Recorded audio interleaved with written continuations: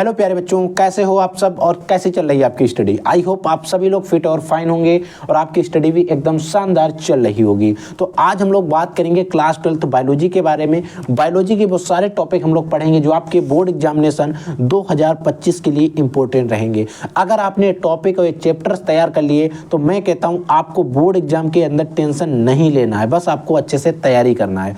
अगर हम बात करें बोर्ड एग्जाम के पेपर की, तो बायोलॉजी का जो आपका पेपर आएगा उसमें कुछ इंपॉर्टेंट चैप्टर होते हैं। उन चैप्टर के क्या होते हैं, कुछ टॉपिक्स होते हैं, उनको पूछा जाता है। तो पूरा चैप्टर कभी नहीं पूछा जाता, उसके टॉपिक हमारे बोर्ड के पेपर में आते हैं। तो हम चैप्टर को बात करेंगे, किस चैप्टर से किस किस टॉपिक से ज़्यादा क्वेश्चंस पूछे जाते हैं, उन टॉपिक को डिस्कस करेंगे। और जिन भी साथियों ने अभी तक कुछ भी नहीं पढ़ा है वो एक बार इसको देख लें, अच्छे से तैयार कर लें, आपको कोई भी टेंशन नहीं लेना रहेगा। ठीक है बच्चों। तो अगर हम बात करें आपके जो चैप्टर्स हैं क्लास 12 बायोलॉजी के अंदर, वहाँ पर पहला हमें चैप्टर पढ़ना है sexual reproduction in flowering plant, यानी कि पुष्पीय पादपों में लैंगिक जनन। ये जो आपका पूरा चैप्टर है, इस चैप्टर के कौन कौन से इंपॉर्टेंट टॉपिक है और कहाँ कहाँ से क्वेश्चन आपके बोर्ड के पेपर में पूछे जा सकते हैं। देखो, एक तो क्वेश्चन आएगा आपका पुष्प की संरचना, यानी कि स्ट्रक्चर ऑफ फ्लावर। इसमें आपको बाह्य दल, दलपुंज, बाह्य दलपुंज, कैरेक्स, क्रोला वगैरह वगैरह जो आपके, और आपका जयांग क्या होते हैं, पुंकेसर क्या होते हैं, स्त्री केसर क्या होते हैं, आपको पुमंग के बारे में पूरा कुछ आपको इसके बारे में अच्छे से पढ़ लेना। जब आप पुष्प का स्ट्रक्चर पढ़ेंगे तो ये सारी चीज़ें आपको वहाँ पर दिखाई देंगी। ठीक। फिर आता है बच्चों लघु बीजाणुधानी। लघु बीजाणुधानी में क्या होता है, लघु बीजाणुओं का निर्माण होता है। ठीक है। फिर बच्चों आता है आपका गुरु बीजाणुधानी। लघु बीजाणुधानी, गुरु बीजाणुधानी में कभी कभी बोर्ड के पेपर में हमसे अंतर पूछ लिया जाता है, यानी कि लघु बीजाणुधानी और गुरु बीजाणुधानी में क्या अंतर होता है, ऐसा क्वेश्चन भी हमारे बोर्ड के पेपर में आता है। ठीक है। फिर बच्चों आता है आपका परागण क्या होता है, फिर परागकण क्या होता है। देखो, परागण और परागकण दोनों अलग अलग चीज़ें हैं। परागकण क्या होता है, लघु बीजाणुधानी में परागकणों का निर्माण होता है। ठीक है। और परागण क्या होता है, जब किसी पुष्प के परागकण जो होते हैं, जो परागकण होते हैं, ये परागकोश से निकलेंगे। और परागकोश कहाँ पर होता है, पुष्प की आप संरचना पढ़ेंगे वहाँ पर आपको पढ़ाया जाएगा। वो परागकोश से निकलकर वर्तिकाग्र पर पहुँच जाते हैं, उस प्रकार उस जो प्रक्रिया होती है उसको हम परागण कहते हैं। तो आप परागण को अच्छे से समझ लेंगे। फिर बच्चों आता है आपका भ्रूणपोष। देखो, भ्रूणपोष क्या होता है, त्रिगुणित संरचना होती है, 3N स्ट्रक्चर होता है। और इसका निर्माण जो होता है द्विध्रुवीय केंद्रक और आपका जो दूसरा वाला नर युग्मक होता है उसके द्वारा होता है। और बच्चों, अगर आपको इन सभी क्वेश्चंस का सलूशन चाहिए तो आप वीडियो के कमेंट सेक्शन में कमेंट कर देना, हम आपको इन सभी क्वेश्चंस का सलूशन भी प्रोवाइड करवा देंगे। ठीक है। अगला बच्चों आपका क्वेश्चन आता है, टॉपिक आता है फल, यानी कि फल के बारे में भी बोर्ड एग्जाम में पूछा जाता है। और अगला और लास्ट हमारा इसका टॉपिक आता है पूरे चैप्टर का, दोहरा निषेचन, डबल फर्टिलाइजेशन, जिसकी खोज नवासिन ने लिलियम और फ्लेरिया में की थी। यहाँ से क्वेश्चन काफ़ी ज़्यादा पूछा जाता है और लगभग मैं कहूँ तो हर साल बोर्ड के पेपर में यहाँ से क्वेश्चन पूछा जाता है। फिर बच्चों एक अगला हमारा चैप्टर है मानव जनन, ह्यूमन रिप्रोडक्शन। इससे भी क्वेश्चन कौन से क्वेश्चन जो हैं, कौन कौन से टॉपिक हैं जो आपके बोर्ड के पेपर में पूछे जाएंगे, उनको समझ लो। एक आता है नर जनन तंत्र। देखो, एक नर जनन तंत्र, ठीक है, मादा जनन तंत्र। नर जनन तंत्र और मादा जनन तंत्र दोनों टॉपिक इंपॉर्टेंट हैं। और इनमें भी अब अगर हम कंपेयर करें सबसे ज़्यादा इंपॉर्टेंट कौन है, तो आपका मादा जनन तंत्र। मादा जनन तंत्र थोड़ा हमारे लिए इजी भी है और इम्पोर्टेंट भी है और इससे ज़्यादा इंपॉर्टेंट भी है। ठीक है। तो आप अगर इसको नहीं तैयार कर पाते हैं, लेकिन एक बार आप देखेंगे, तैयार कर लेते हैं तो अच्छी बात, नहीं हो पा रहा है तो आप मादा जनन तंत्र को जरूर तैयार करेंगे। ठीक है। फिर बच्चों आता है शुक्र जनन की क्रिया क्या होती है और अंड जनन की, स्पर्मेटोजेनेसिस और oogenesis, दोनों को तैयार कर लेंगे। यहाँ से क्वेश्चन बोर्ड एग्जाम में आते हैं या फिर इन पर कंपेयर आ जाता है। ठीक है। फिर बच्चों कुछ हमारे इंपॉर्टेंट टॉपिक होते हैं जिन पर हमें टिप्पणी इस चैप्टर से देखने को मिलती है। आर्तव चक्र क्या होता है, रजोदर्शन क्या होता है और मासिक चक्र क्या होता है। ठीक है। फिर हमारा लास्ट जो हमारा टॉपिक है बाह्य भ्रूण कलाएं, इनसे भी क्वेश्चन कई बार बोर्ड के पेपर में पूछा गया है और 1 से 2 नंबर में यहाँ से भी क्वेश्चन हमारे बोर्ड के पेपर में पूछा जाता है।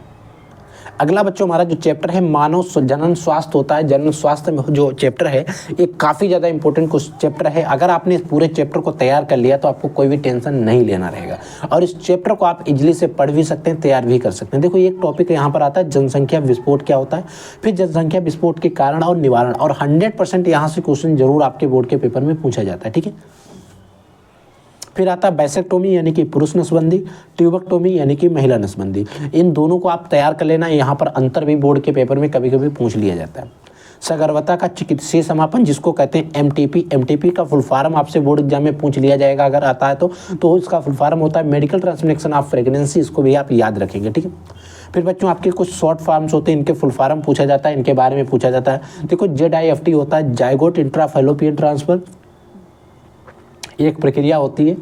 इसमें जिस बेबी को जाइगोट जो स्टेज होता है उसमें आपके माता के गर्भाशय में स्थानांतरित कर दिया जाता है। एक गैमेट इंट्राफैलोपियन ट्रांसफर GIFT होता है। ऐसे IUD है, IVF है। जैसे IUD की अगर हम बात करें तो इंट्रायूटेराइन डिवाइस होता है। IVF का होता है in vitro fertilisation, in vivo fertilisation. ऐसे कुछ आपके टॉपिक हैं, इनसे क्वेश्चन जो है बोर्ड एग्जाम में पूछे जाते हैं, तो इन सभी शॉर्ट फॉर्म को तैयार कर लेना, ठीक है।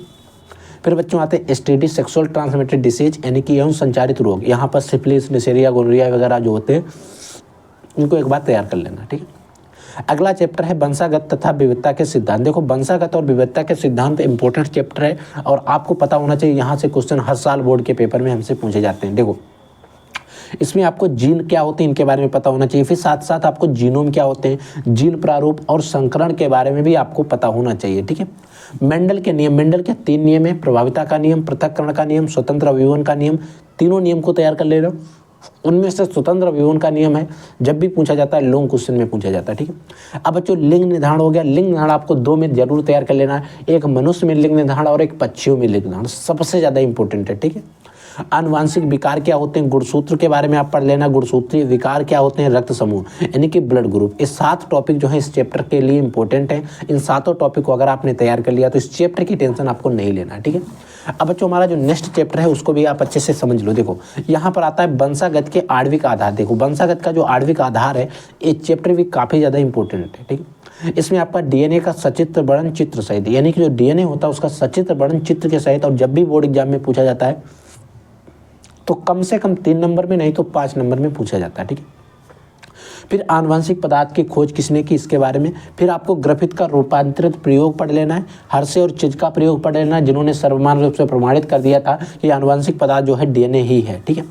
RNA के बारे में आपको पढ़ लेना है। tRNA का क्लोवर लीफ पत्ती मॉडल आपको पढ़ लेना है। DNA फिंगरप्रिंटिंग जिसकी खोज एलेक्स जेफरी ने की थी, क्यों की थी, किसके लिए इसका प्रयोग होता है, सारी चीज़ें आप जब DNA फिंगरप्रिंटिंग को पढ़ेंगे तो आपको वहाँ पर मिल जाएंगी। अगर आपको सोल्यूशन चाहिए तो मैं कहता हूँ आप कमेंट कर देना, ज़्यादा से ज़्यादा कमेंट आएंगे और जितने अधिक बच्चे कमेंट करेंगे उतने ही जल्दी इसका सोल्यूशन आपको भी प्रोवाइड करा देंगे। एक जीन एक एंजाइम परिकल्पना क्या होती है, जिसे बीडल और टाटम ने दिया था, ठीक है। तो इसको आप अच्छे से तैयार कर लेना। फिर बच्चों आता है चैप्टर नंबर 6। अगला जो आता है कोई भी चैप्टर हो सकता है, ठीक है। आपका विकास, एवोल्यूशन। ये चैप्टर जो है शायद आप अगर बात करें बोर्ड एग्जाम 2024 की तो वहाँ पर नहीं था, इस साल ऐड हुआ है। तो इसमें आपको चैप्टर में क्या क्या पढ़ना, देखो एक आपको जीवन की उत्पत्ति के बारे में पढ़ लेना, विकास के प्रमाण क्या थे, हार्डी-विनबर का सिद्धांत, बिग बैंग परिकल्पना, मानव का उद्भव कैसे हुआ। इन सभी टॉपिक को अगर आपने तैयार कर लिया तो आपका जो विकास वाला चैप्टर है पूरा क्लियर हो जाएगा, इससे बाहर क्वेश्चन नहीं आएंगे। फिर बच्चों आता है मानव स्वास्थ्य तथा रोग। ये चैप्टर जो है काफ़ी ज़्यादा इंपॉर्टेंट है। यहाँ से क्वेश्चन जो आते हैं इजीली हर एक बच्चा कर लेता है अगर आपने समझ से इस चैप्टर को पढ़ा है, ठीक है। इसमें देखो रोग तथा रोग के प्रकार, रोग होते क्या हैं, रोग के प्रकार क्या होते हैं, ठीक है। फिर जीवाणु, विषाणु, प्रोटोजोन द्वारा होने वाले रोग। आपको जीवाणु के द्वारा होने वाले रोग यानी कि बैक्टीरिया के द्वारा, वायरस एंड विषाणु यानी कि वायरस, प्रोटोजोन्स को प्रोटोजोन्स ही कहते हैं, इनके द्वारा होने वाले रोग कौन कौन से होते हैं, लगभग 4 से 5 रोगों को तैयार कर लेना, ठीक है। फिर बच्चों आता है कैंसर, एड्स हो गया, प्रतिरक्षा हो गया, ड्रग्स हो गए। ये सारे टॉपिक अगर आप लोग तैयार कर लेते हैं तो इस चैप्टर में इतने ही टॉपिक जो हैं जो काफ़ी ज़्यादा इंपॉर्टेंट है और जिनसे क्वेश्चन जो है बोर्ड के पेपर में हमसे पूछे जाते हैं, तो इन सभी चैप्टर को आपको तैयार कर लेना, ठीक है। अगला है मानव कल्याण में सूक्ष्म जीव, यानी कि मानव जीवन की जीवन शैली जो होती है, मानव का कल्याण करने में सूक्ष्म जीवों की क्या उपयोग होती है। तो घरेलू उत्पादों में सूक्ष्म जीवों का क्या उपयोग होता है उसके बारे में आपको पढ़ लेना है। औद्योगिक उत्पादों में सूक्ष्म जीव, ठीक है। किण्वित पेय हो गया बनाने में। प्रतिजैविक क्या होते हैं, बायोगैस क्या होती है, जैव उर्वरक, ठीक है। इन सभी के बारे में क्या होता है, बायोगैस पर टिप्पणी कीजिए, प्रतिजैव पर टिप्पणी कीजिए, जैव उर्वरक पर टिप्पणी कीजिए। ऐसे क्वेश्चन हमारे बोर्ड के पेपर में पूछ लिए जाते हैं और ये सभी टॉपिक एक एक नंबर में आपसे बोर्ड के पेपर में ज़्यादातर पूछे जा रहे हैं। अगला हमारा चैप्टर है जैव प्रौद्योगिकी सिद्धांत एवं प्रक्रम। यहाँ पर सबसे ज़्यादा बायोटेक्नोलॉजी के बारे में पूछा जाता है। जैव प्रौद्योगिकी यानी कि बायोटेक्नोलॉजी, पुनर्योजक DNA तकनीक यानी कि जिसी को हम RDNA भी कहते हैं, ठीक है।